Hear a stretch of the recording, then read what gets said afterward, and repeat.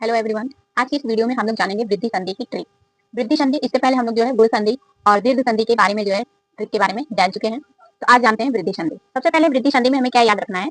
जैसा कि हम लोग जानते हैं कि जो संधि होती है उसमें दो पद होते हैं। एक होता है पहला पद जिसे हम पूर्व पद कहते हैं, दूसरा होता है उत्तर पद जिसे हम दूसरा पद भी कह सकते हैं और उत्तर पद भी। तो पहले पद में क्या है कि जो शब्द है उसके अंत में अ या आ होना चाहिए।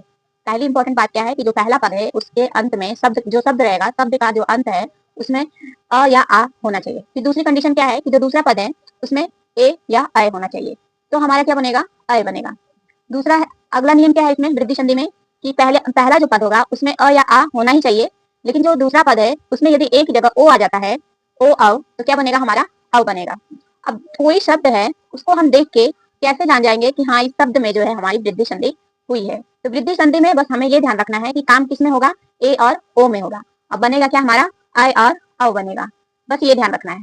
और गुण संधि और दीर्घ में क्या था? अ ई उ री री, इन 5 वर्णों में काम हो रहा था, लेकिन वृद्धि संधि में क्या है? ए और अ के रूप में काम हो रहा है। अब कोई शब्द है उसमें जो है जहाँ पे संधि हुई है उस जगह पे हमें ए या ओ का मात्रा हमें देखने को मिलेगी। जैसे इसको उदाहरण से समझ लेते हैं। जैसे हमारा उदाहरण है सदैव। अब सदैव में द के ऊपर आप लोगों को ए की मात्रा दिख रही है।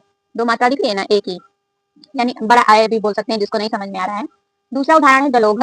जलोघ में जो ल है, ल पे के ऊपर हमें अ की मात्रा दिख रहा है। मैं अंडरलाइन भी की हूँ जहाँ पे जो है आप लोगों को पता चल जाए, जो कंफ्यूजन है वो ना उठे।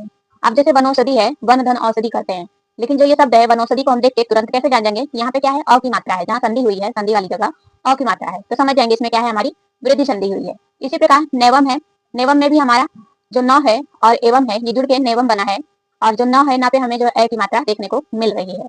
इसी प्रकार अत्रेव में भी त्र के ऊपर ए की मात्रा दिख रही है, तत्रेव में भी ए की मात्रा दिख रही है, और महौषधि में जो है हमें अ की मात्रा देखने को मिल रही है।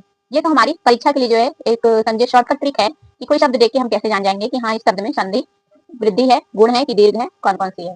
तो आई होप आप लोगों को वीडियो समझ में आया होगा कि वृद्धि संधि में हमें मस्ट यही ध्यान रखना है कि ए अय ओ औ इन 4 वर्णों में काम होगा। साथ ही साथ जो पहला पद है उसमें अ आ होना कंपलसरी है, तभी जाके हमारा ए और अ बनेगा। तो कितने वर्णों का काम है पूरा?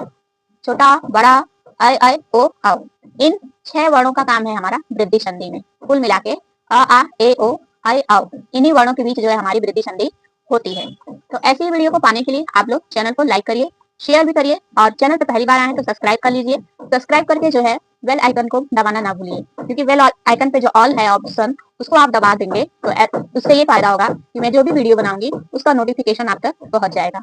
तो और आप लोगों को वीडियो कैसी लगती है इसके बारे में भी कमेंट करके जरूर बताइएगा। तो मिलते हैं अगली वीडियो में, तब तक आप लोग स्माइल करिए, माइंड को पॉजिटिव रखिए।